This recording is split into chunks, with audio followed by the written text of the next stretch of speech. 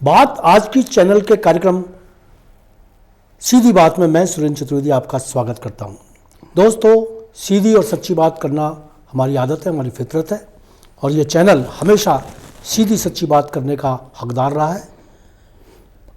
मैं चाहता हूं कि आज बांग्लादेशियों पर बात की जाए। बांग्लादेशी किस तरह से अवैध रूप से इस मुल्क में रह रहे हैं और एक नए किस्म का मुल्क इन्होंने यहाँ विकसित कर दिया है। आसाम में निरुद्ध केंद्र हैं जिसमें पहचान किए गए बांग्लादेशी रह रहे हैं और उन पर सारा खर्चा सरकार उठा रही है। राजस्थान अपना सुप्रीम कोर्ट ने इस बात पर वो करते हुए उन्होंने फटकार लगाई आसाम सरकार को और कहा कि एक निरुद्ध केंद्र कब तक चलाते रहोगे। और इस पर बात आगे बढ़ाने के लिए मैं ओम माथुर, जो वरिष्ठ पत्रकार हैं हमारे राजस्थान के, उनको आमंत्रित कर रहा हूं, क्योंकि ये कार्यक्रम उनको ही समर्पित कार्यक्रम है। हमेशा जब सीधी बात की जाती है तो मैं ओम माथुर से सीधे सवाल पूछता हूं और वो बहुत तैयारी के साथ आते हैं, बड़े सीधे सवालों के सीधे उत्तर देते हैं, सीधे सपाट उत्तर देते हैं। तो ओम जी, मैं आपका स्वागत करता हूं, आप आए। और मैं ये चाहूँगा कि आप बताएं बांग्लादेशी समस्या कैसे बनती है आज़ादी के बाद। जिस तरीके से बांग्लादेश हमारी समस्या अब बना है और बांग्लादेशी तो हमारी कब से वो बने हुए हैं, इसके पीछे क्या आप सोचते हैं? बांग्लादेश को बनवाई भारत ने था, आपको जान होगा जी। 1971 की लड़ाई में जब पूर्वी पाकिस्तान, भारत और पाकिस्तान लड़ाई थी, पूर्वी पाकिस्तान को अलग करके हमने बांग्लादेश बनाया। बिल्कुल, मुजीबुर रहमान को खड़ा। लेकिन ताज़ा समझ सुरेंद्र जी ये है कि बांग्लादेश में गरीबी, भूखमरी, बेरोजगारी, रोजी रोटी का संकट है। और ये आज से नहीं है, वो कोई विकसित मुल्क नहीं है, ना विकासशील मुल्क है, पिछड़े मुल्क हैं ये। तो ये रोजी रोटी के लिए बांग्लादेशी घुसपैठ करते हैं। और हमारे देश की करीब 4100 किलोमीटर सीमा बांग्लादेश से लगती है, जिसमें नदी नाले भी आते हैं जी। असम, पश्चिम बंगाल, त्रिपुरा, मेघालय, मिजोरम, ये वो 5 राज्य बांग्लादेशी बाहुल्य में है जी। और जो सरकार ने पिछले साल आंकड़ा दिया था, सरकारी आंकड़ा है ये तो, कि करीब 2.5 से 3 करोड़ बांग्लादेशी अवैध घुसपैठी देश में है। सरकारी आंकड़ा मानते, सरकार के आंकड़ेबंद मानते, कितने सच्चे हैं, कितने करीब होते हैं, कितने नहीं होते हैं। अब आप देखिए, हम अजमेर की बात कर रहे हैं, हमारे देखते देखते ही जी शहर में कितने मुस्लिम बढ़े अचानक एक इलाके में, एक पर्टिकुलर इलाके के अंदर। वो कहाँ से आए? झुग्गियाँ हमारे शहर में डेवलप हो रही है, वो कहाँ से बनी? तो सबसे बड़ा संकट क्या है कि बांग्लादेश की समस्याओं पर सरकार ने, प्रशासन ने शुरू से ध्यान ही नहीं दिया। देश के 17 राज्यों में फैल चुके हैं। और आप एक बात और नोट करना सुरेंद्र जी की, ये शहर के चारों तरफ फैलते हैं, मतलब, और विशेष रूप से जो शहर के एंट्रेंस पॉइंट हैं या एग्जिट पॉइंट हैं, उनके आसपास आपको ज़्यादा झुक्कियाँ बनी हुई दिखेगी जी। मैं कल पढ़ रहा था कि शहर, देश के अनेक जिलों की डेमोग्राफी बदल गई है। वहाँ अचानक ही मुस्लिमों की एकदम से आबादी बढ़ गई है। ऐसे बहुत जिले सरकार ने भी चिन्हित किया, संसद में रिपोर्ट भी पेश की गई थी, उसमें बताया कि किसके जिले डेमोग्राफी बढ़ गई। और अभी दिल्ली के चुनाव चल रहे हैं, आप देखिए जी, उसमें भाजपा ने आरोप लगाया आम आदमी पार्टी पे कि वो बांग्लादेशियों को लाके बसा रही है वोटों के लिए। तो सबसे विडम्बना ये कि हमारे देश में ये वोटों की राजनीति का मुद्दा बन गया बांग्लादेश। बिल्कुल बिल्कुल, आप चाहे बंगाल हो चाहे आसाम हो, यहाँ ये बाहर से आने वाले घुसपैठियों को मतदाता सूची में शामिल करना या इनसे फर्जी मतदान करवाना एक रिवायत बन गई है, रिवाज बन गया है। और बड़ी संख्या के अंदर राजनेता इनका उपयोग वोटों की गणित के लिए कर रहे हैं। बिल्कुल सही कह रहे हैं। लेकिन आप देखिए, इसके लिए जिम्मेदार कौन है? सरकार और प्रशासन। आधार कार्ड, मतदाता कार्ड, राशन कार्ड, मोबाइल की सिम कैसे मिल जाती है इनको? इनका आधार कार्ड कौन बनवाता है जी? आधार कार्ड को हालांकि हम भारतीय नागरिकता का प्रमाण नहीं मानते, पर वो पहचान का बहुत बड़ा परिचय पत्र होता है। वोटिंग कार्ड बन जाते हैं इनको मकान मिल जाते हैं, सरकारी सुविधाओं का लाभ लेते हैं लोग। तो जाहिर सी बात है, प्रशासन और सरकार के अफसर मिले हुए इनके अंदर। बिल्कुल मिलके निचले स्तर पर प्रशासन को मान लें, बड़े स्तर नेताओं को मान लें, वो वोट के लिए इनको, नीचे दलाल जिसमें लोग पैसों के लिए इनकी मदद करते हैं, ऊपर वोट के लिए अधिकारी इनकी मदद, नेता इनकी मदद करते हैं। तो जब जो जिसको देश को बचाना है, अगर वो इनमें मिल जाएंगे तो देश का क्या होगा, बताइए। बिल्कुल सही कह रहे हैं रोम जी। सबसे बड़ी बात है कि आते कैसे हैं? हवा से उड़कर तो आते नहीं है, नाले में पानी में बहकर तो आते नहीं है, बारिश में तो टपकते नहीं है, ये आते सीमाओं से ही है। और सीमाओं पर इतनी बड़ी, अगर आपने मान लीजिएगा सीमाओं से इस तरीके से बांग्लादेशी घुसपैठी आ रहे हैं तो आतंकवादी भी बांग्ला आ सकते हैं, वहाँ कोई भी आ सकता है। तो इतनी सीमाएं असुरक्षित हो गई हैं हमारी, या सीमाओं के में काम करने वालों के चरित्र इतने भ्रष्ट हो गए हैं कि वो खा पीकर इन लोगों को बेच देते हैं। और वहाँ बाकायदा एजेंट्स हैं, तो उस तरफ भी एजेंट्स हैं जो बेचते हैं और इस तरफ भी एजेंट्स हैं। बांग्लादेश से भारत आने की कीमत में 4 से 10 हज़ार रुपए है, उसमें सीमा पार कर जाते हैं। अब देखिए उनके आने से हमारे देश पे कितना असर पड़ रहा है। वो हमारे देश के रोजगार खा रहे हैं, सरकारी योजनाओं का लाभ खा रहे हैं, हमारे देश की नौकरियों पर डाका डाल रहे हैं। क्योंकि जब आपके आधार कार्ड होगा, वोटिंग कार्ड होगा, आपके पास बिजली पानी के बिल होंगे तो आप तो यहाँ के नागरिक बन। आप देखिए अभी जो हमारा अजमेर में कुछ लोगों को पकड़ा है, उनमें यही विवाद सामने आ रहा है। बिल्कुल, उन्होंने आधार कार्ड दिखा दिए, अपने वोटिंग कार्ड दिखा दिए। अब इस बात की जांच कराएगी पुलिस की ये असली है या नहीं है। और ये कब से है, कब से, और अब इनको क्या, आप मुझे बताइए, ये जो परिचय पत्र होते हैं किस लिए होते हैं? ये बताने को हम भारत के नागरिक हैं। अब आप इनकी जांच कराएंगे, जितने रहेंगे। अपने अलवर में आपको पता है एक सेंटर बना हुआ है यहाँ पे अवैध रूप से इनको रखा है, वहां सालों से पलते हैं लोग। और अभी अजमेर में आपने पढ़ा होगा 4 बांग्लादेशी वापस जाके लौट के आ गए। मतलब बांग्लादेश जाके अवैध घुसपैठी वापस भारत में एक बार कर दिया वो वापस आ गए। आप बताइए, मतलब बिल्कुल। और ओम जी, सबसे बड़ी जो भय है ना वो इस बात का है कि जैसे सैफ अली पर आक्रमण हुआ, बांग्लादेशी इसमें इन्वॉल्व पाया गया, ऐसे ये मतलब ये क्या है कि ये ऐसे देश से आए हैं जहाँ भूख है, बेरोजगारी है, और ये इतने तंग हैं कि, और आने पर यहाँ पर कोई ऐसा तो नहीं कि आते ही रोजगार का कार्यालय खुला हुआ है जहाँ जाकर बांग्लादेशी आएंगे और उनको रोजगार मिल जाएगा। ये छोटे मोटे रोजगार करते हैं, उनसे काम चलता नहीं है, फैमिली बडीज होती हैं, तो उस ऐसी स्थिति में अपराध से जुड़ जाते हैं। और बहुत बड़ा संकट मैं बता रहा हूँ आपको ओम जी, कि मतलब इस पूरे राजस्थान में क्या पूरे देश में जो 20% पॉपुलेशन जो है बांग्लादेशियों की वो अपराध से जुड़ी हुई है।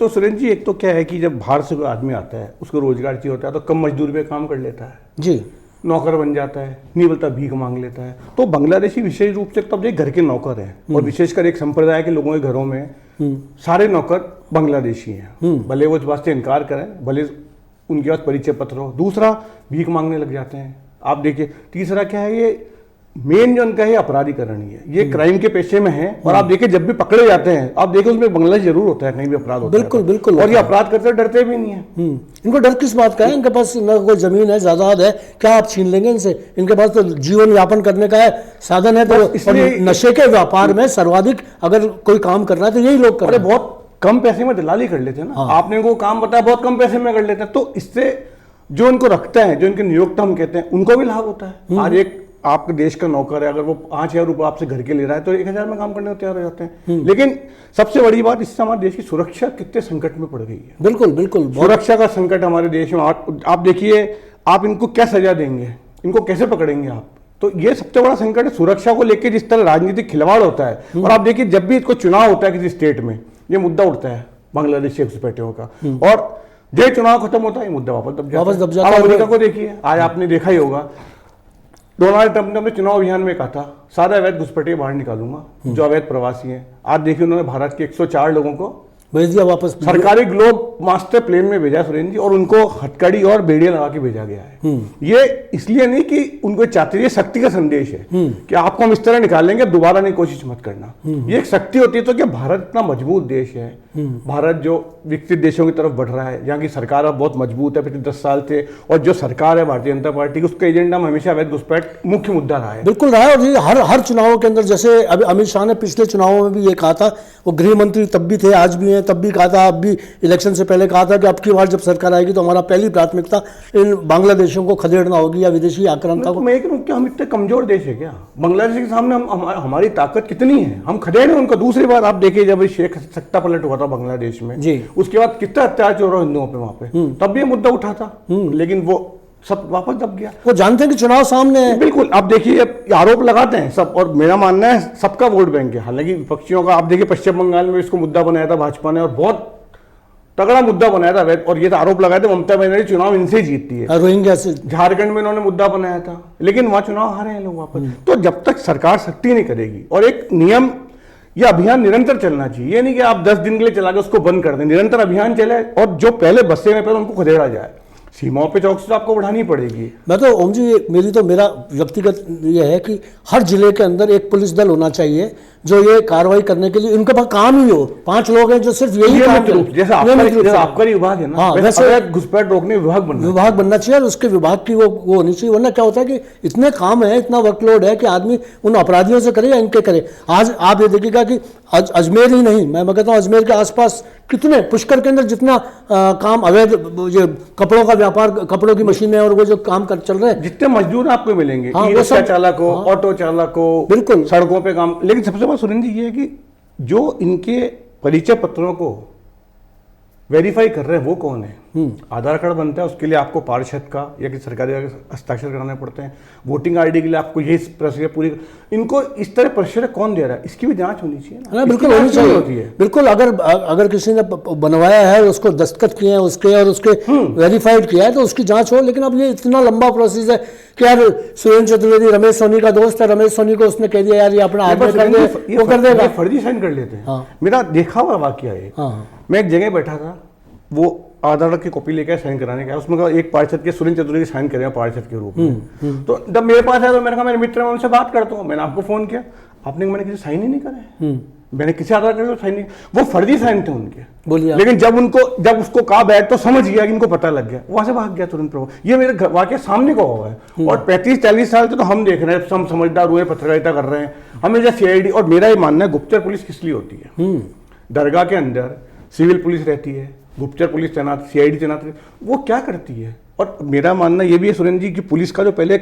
मुखबिर तंत्र होता था वो तो खत्म हो गया पूरा। मुझे लगता है पुलिस का मुखबिर तंत्र केवल CCTV कैमरा रह गया है, बस। कोई अपराध हो कैमरे देखो और अपराधियों को पकड़ो। तो पहला जब आप भी थे हम भी देखते थे, थानों के बारे में रिपोर्टर को पता हुआ करता था कि वहां कौन बैठा हुआ किसको पकड़। अब कुछ नहीं है, अब कुछ नहीं है बिल्कुल। तो इस पे गंभीरता चिंतन करना होगा सरकार को। और बांग्लादेश अगर इस तरह बढ़ते रहे तो देश के लिए बहुत घातक होगा, सुरक्षा के लिए विशेष रूप से। और देखिए मेरा तो मानना है इस आड़ में जासूस भी आते होंगे, बिल्कुल आते होंगे, आतंकवादी आ जाते हैं, कुछ भी आ सकते हैं। आज आप ये देखिएगा कि इतनी भगदड़ मची, महाकुंभ के अंदर भगदड़ मची।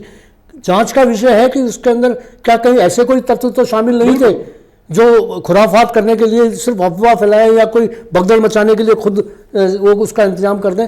तो ये सारे काम हो सकते हैं जहाँ करोड़ों लोग इकट्ठे हो रखे हैं, वहाँ 2-4-5 आदमी जाकर काम कर सकते हैं। इसमें सबसे पहले बात तो है राजनीतिक दलों को इस मुद्दे पर एक होना होगा और उनको अपनी सत्ता और वोट का लालच छोड़ना होगा। और सबसे बड़ा संकट हमारे देश में सत्ता और वोट का ही है। तो सत्ता और वोट के लिए आप अपने आपका राष्ट्रीय चरित्र से आप समझौता कर लेंगे? बड़ा संकट यही है, नेशनलिटी आप में हो रहा है सुरेंद्र जी, यही हो रहा है। अब मुझे एक बात बताइए, गृह मंत्री अगर आरोप लगा रहा है कि पश्चिम बंगाल में हजारों घुसपैठी है तो आप कार्रवाई कीजिए। गृह मंत्री है यार, आप सरकार है, आपके निरंतर तीसरी बार सरकार है, 15 साल से। आप दिल्ली में देखिए ना, मुद्दा बनाते हैं बांग्लादेशियों, क्या हुआ उसका? कुछ नहीं हुआ।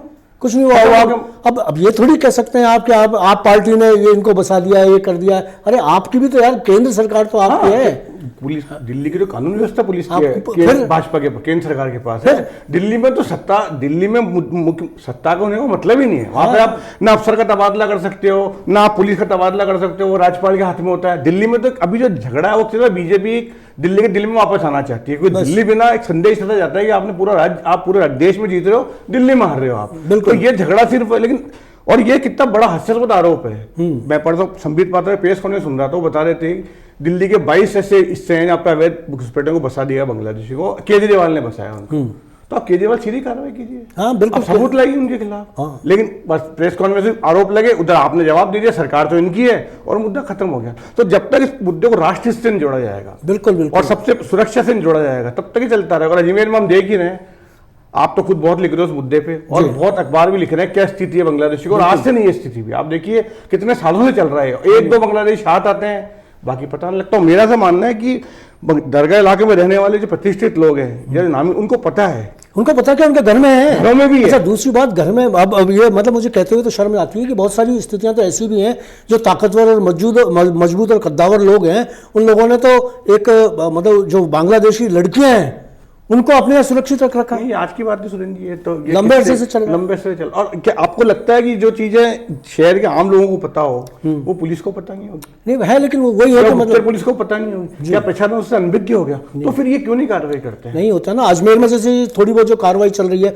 वो विधानसभा अध्यक्ष इन्होंने वो कर रखा, डंडा कर रखा पुलिस को कि आप इन्हें कार्रवाई करो। वो तो देवनानी जी की वजह से चल रहा है। देवनानी जी ने अगर निगरानी करनी बंद कर दी तो ये भी अपने दूसरे काम में व्यक्तिगत रूप से नेता कहाँ निगरानी करेंगे ये बिल्कुल, क्योंकि ये तो है नहीं अजमेर में बसे में, राजस्थान में फैले, तो आप कहाँ निगरानी करवाएंगे? और ये व्यक्तिगत निगरानी नेता का काम नहीं है, किसी भी नेता का काम नहीं व्यक्तिगत निगरानी करेगी अपराध के ऊपर। ये काम पुलिस का है और पुलिस को अपना काम करना चाहिए, इसको निरंतर अभियान का हिस्सा बनाना चाहिए। और मेरा मानना है इसके अंदर जो शहर के नामचीन लोग हैं, जो इससे जुड़े हुए हैं, जो कानून व्यवस्था जुड़े हैं, पुराने लोग हैं, जो प्रशासन जुड़े हैं, जो पत्रकारिता से जुड़े हैं, जिनको इस बात का अनुभव है, बिल्कुल आप उन्हें संपर्क कीजिए और एक टीम बनाइए, उनसे राय लीजिए और इसको निरंतर प्रोसेस में लाएं। हमारा राष्ट्रीय चरित्र जो है वो भी होना चाहिए कि हम अगर किसी बांग्लादेशी को काम करने ना दें, उसको देखें तो उसकी सूचना पुलिस को दें, और पुलिस वालों की ये दायित्व होना चाहिए कि वो सूचनाओं पर कार्रवाई करें। हम बांग्लादेश को पहचाने कैसे?